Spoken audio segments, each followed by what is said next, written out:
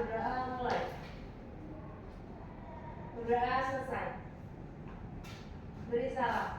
Assalamualaikum warahmatullahi wabarakatuh. Waalaikumsalam warahmatullahi wabarakatuh. Ibu absen dulu ya. Ibu.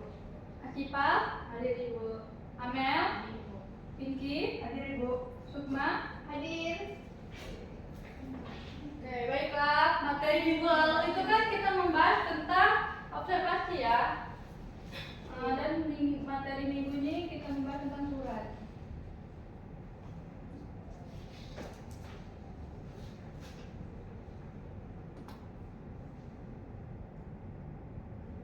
Sabar ya, tunggu.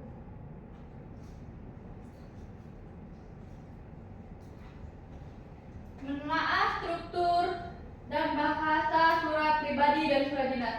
Ada yang tahu apa itu surat pribadi dan surat dinas?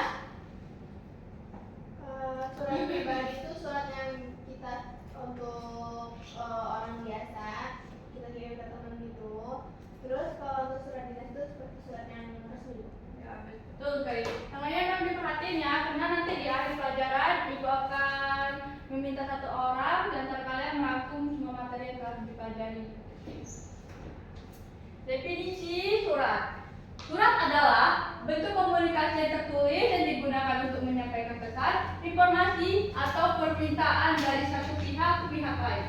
Surat biasanya dibuat dalam bentuk dokumen yang bisa dibaca dan disampaikan sebagai bukti komunikasi. Maksudnya itu, surat itu tuh bisa berupa dokumen melalui online, melalui kertas. Kalau misalnya kita ingin meminta sesuatu, itu biasanya surat dan seperti itu tuh surat resmi.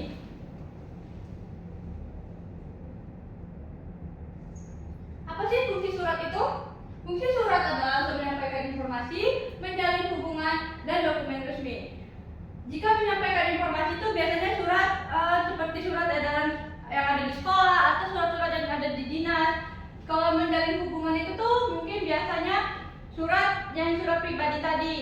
Ketika kita ingin mengirim surat ke seorang yang kita sayangi atau ke orang tua atau keluarga, itu dimaksud dengan menjalin hubungan. Kalau dokumen resmi ini, kalau misalnya kita ingin meminta izin sebagai surat resmi ke dinas. Surat resmi ini, surat dinas itu sama saja seperti surat resmi atau dokumen resmi. Nah, ciri-ciri surat.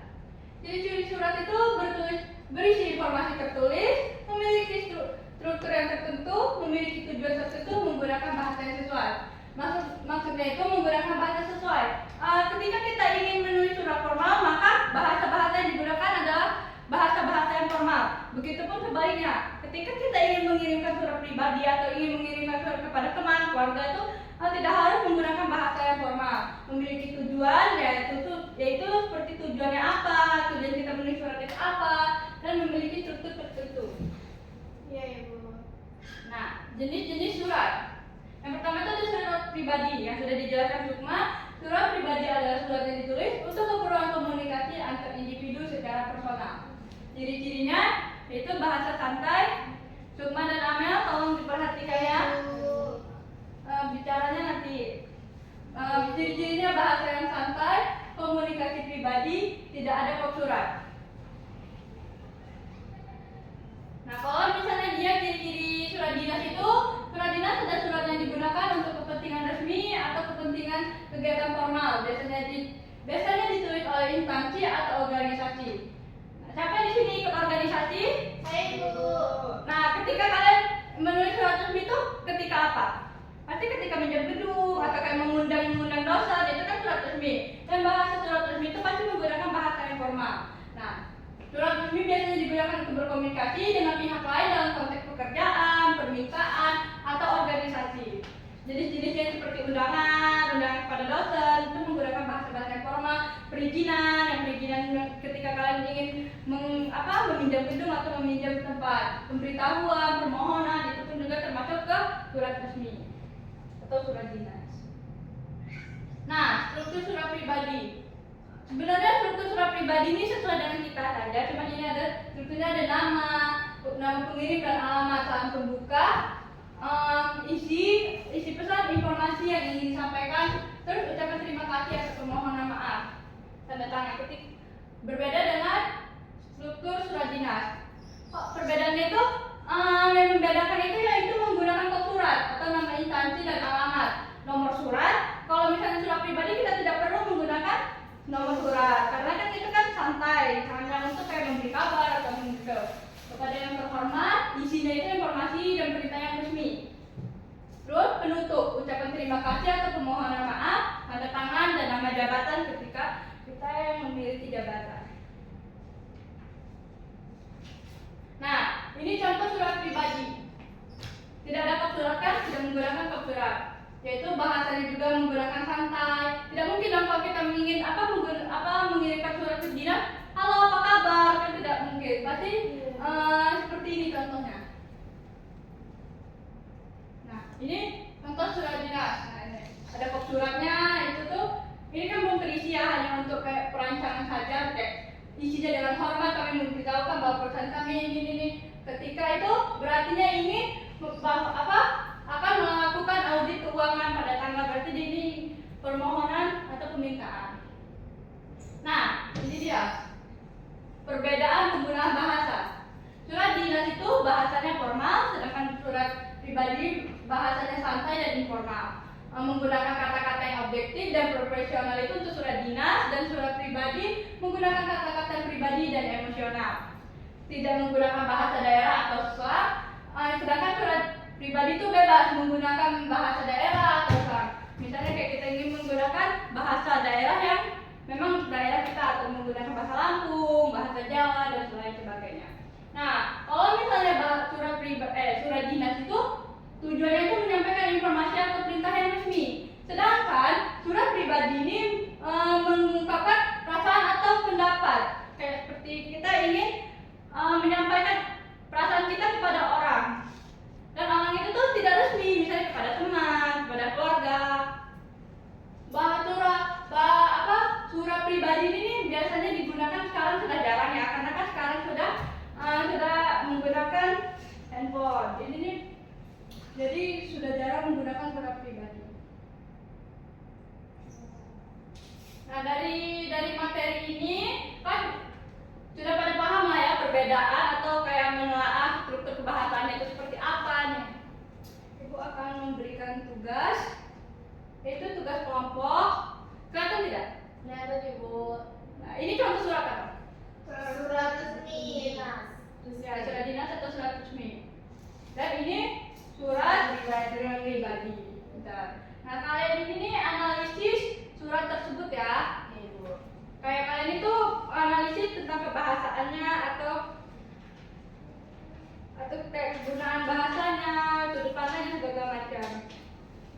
Nah, ini ada contoh suratnya dan masing-masing Ibu print. Nanti tolong tulis di bawahnya. Ini adalah tugasnya yang untuk kalian. Kalian mengerjakan nomor 1 dan nomor 2, nanti nomor 3 nanti Ibu jelaskan lagi. Ibu tunggu ya. Iya, Ibu.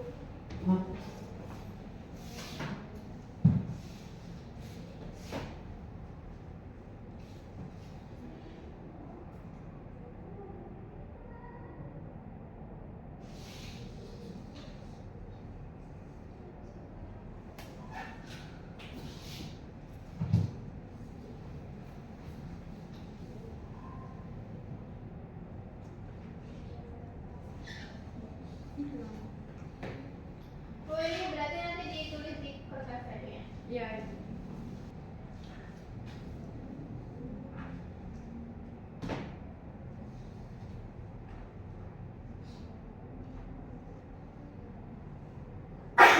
Bu, berarti nulis surat dinas itu harus ini ya Bu ya, harus apa namanya, harus sesuai dengan contoh gitu. Iya. Salah.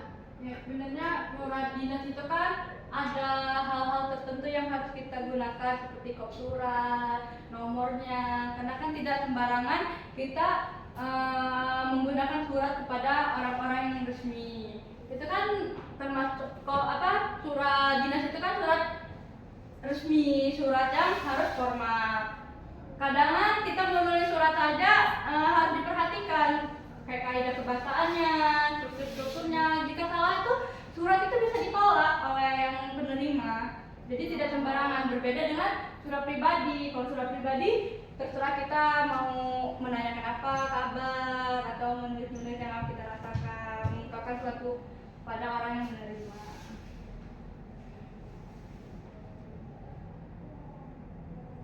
Jadi kalian di sini kayak membedakan atau apa aja yang ada yang Iya ibu.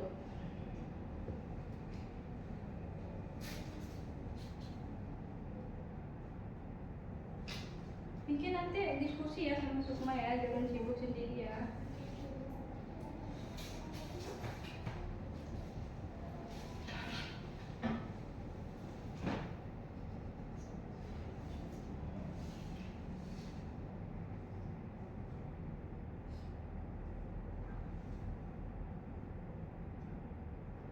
Sudah ibu analisisnya. Sudah? Sudah ibu. Kakak Siswa, coba ibu mana? Ibu. Ini jawabannya ya. Cincin sama semua sudah? Saya juga. Ibu lihat dulu ya, ibu nilai dulu. Nanti kalian menjelaskan. Oh ya, kalau misalnya kalian menjelaskan itu menggunakan contohnya ya, bagian-bagian mana yang Ditunjukkan ya bu. ya.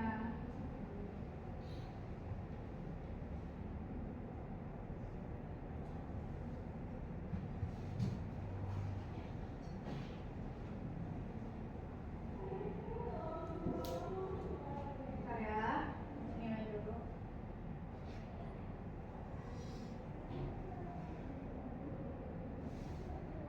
Kalian yang pertama itu analisis surat pribadi dan surat dinas yang diberikan oleh ibu, terus identifikasi strukturnya. Ada yang bisa menjawab? Saya ibu.